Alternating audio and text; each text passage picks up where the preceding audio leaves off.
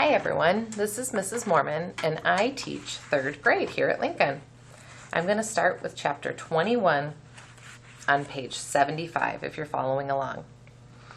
Above Louie's bed hung a painting, or rather a copy of a painting, of a boy tugging on a rope tied to a calf who was resisting being led.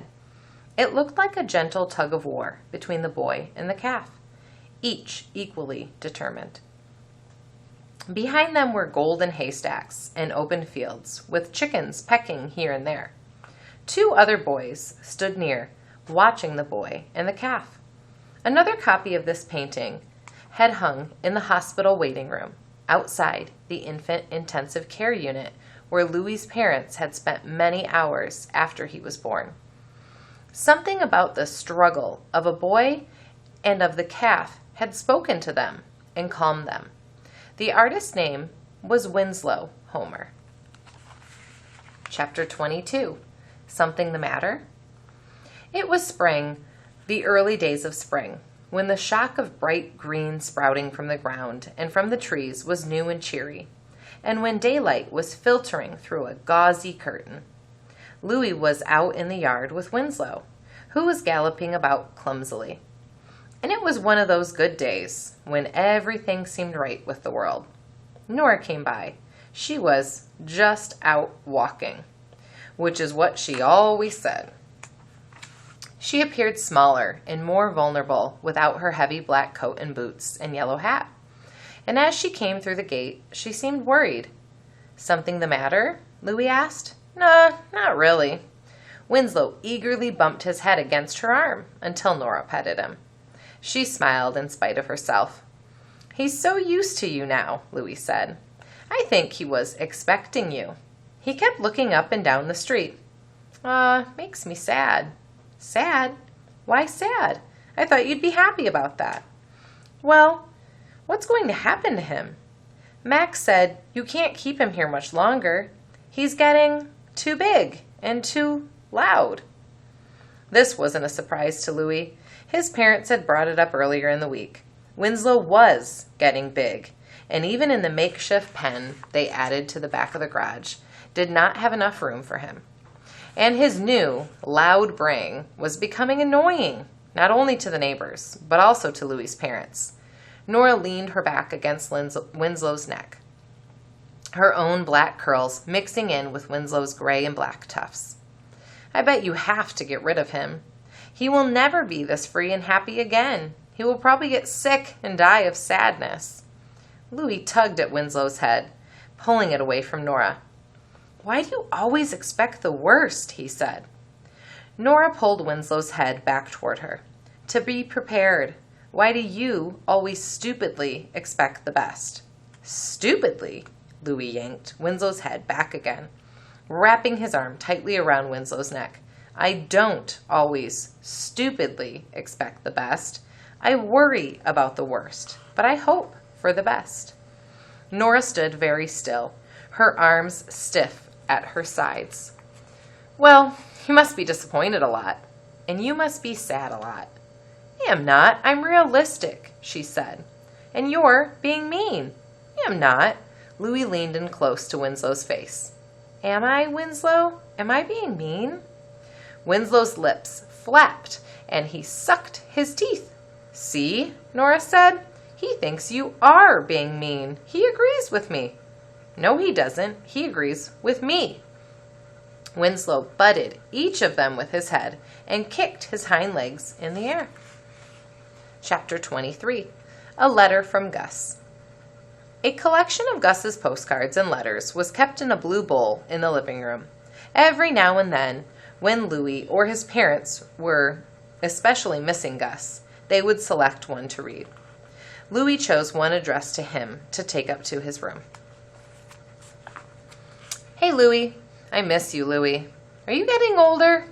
Don't get too old before I come home, okay? I wish I could be there to see you, Mom and Dad. I miss home. What's this I hear about a donkey? Really? A donkey? Today I ate a snake. Really, I had to kill it and cook it and eat it. Don't tell Mom. Remember me, Gus. Louie read the letter while lying on Gus's bed. When he finished, he pretended he was Gus lying there. He kicked off his shoes from the back like Gus did. He tossed a pillow over his own bed like Gus used to. He regarded Gus's trophies, lined up on the bookcase, and Gus's baseball hats, stained with sweat. Louis opened the closet and smelled the smell of Gus's clothes. He chose Gus's favorite football jersey, the black and red one with number 21 on it, and put it on. He stood in front of the mirror and said, "I am Gus." And then he lay down again on Gus's bed and felt the enormous absence of his brother. Chapter 24, Don't Go. With the arrival of warmer days and nights, Winslow was now kept in a pen attached to the garage.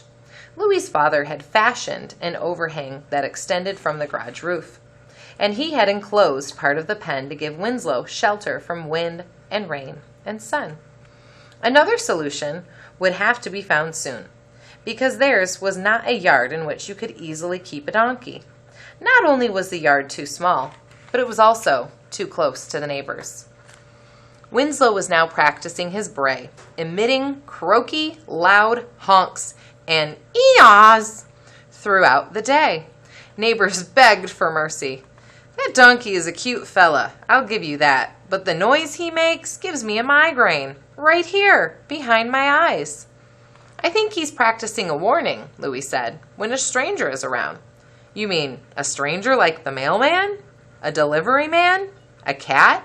A squirrel?" "Sometimes he seems to be, singing," one neighbor said. "I've noticed that," Louis agreed. "But it's awful singing. If that's singing, then he needs lessons." Most annoyed was Mr. Tooley, who lived next door on the opposite side of Mac and his family. Mr. Tooley had never been friendly, so it was not a surprise that she would complain. When Louis's mother had taken a pot of soup to her one day, Mrs. Tooley said, "No, thank you. I don't like the neighbor's stuff." There was never a sign of a Mr. Tooley, and only rarely were there other visitors. In the fall, when Louis had offered to rake the leaves from her yard, she said, "Leave schmees. Let them be." In the winter, when Louis had finished shoveling their own sidewalk, he carried on shoveling Mrs. Tooley's. She opened the door and said, "I'm not paying you." "That's okay. So stop it." Now, Mrs. Tooley complained about Winslow. She would fling open the kitchen window and shout, "That donkey wakes up the baby! Make it stop that noise!" Mac's family did not complain, but Mac did mention that Winslow might prefer living with other animals. "What about your Uncle Pete's farm? Isn't that where the donkey came from in the first place?" Louis could not bear the thought of Winslow leaving. Who would look after him as well as he did? What if Winslow got sick again? What if Winslow thought Louis was abandoning him? At night, Louis looked over at Gus's empty bed and thought, "First Gus goes, now Winslow? Don't go, don't go, don't go," Louis whispered into his pillow. Chapter 25. Winslow was curious. Winslow was increasingly curious, testing his curiosity most often with his mouth. He ate through 2 power cords, fortunately unplugged, and nibbled plastic buckets, newspapers, and jackets. He licked an oil spill on the garage floor, munched on the doorframe, and chomped on an old tarp. Winslow trotted from one thing to another, smelling and tasting. Every few minutes he returned to Louis and bumped him with his head, as if to say, "I'm still here. Are you?" "He's like a little lamb," Max said. "He follows you everywhere. He probably thinks you're his mother." "What?" "Well, think about it. You're the only parent he has known. He doesn't even know what another donkey is. He doesn't even know that he is a donkey. He probably thinks he's a human, like you." That night, Louis dreamed that his own parents were donkeys. In his dream, he thought, "Then I must be a donkey too." Winslow brayed as if in response. That sound, maybe it came from outside, and maybe it was in his dream. Louis could not be sure, for he was still in his dream.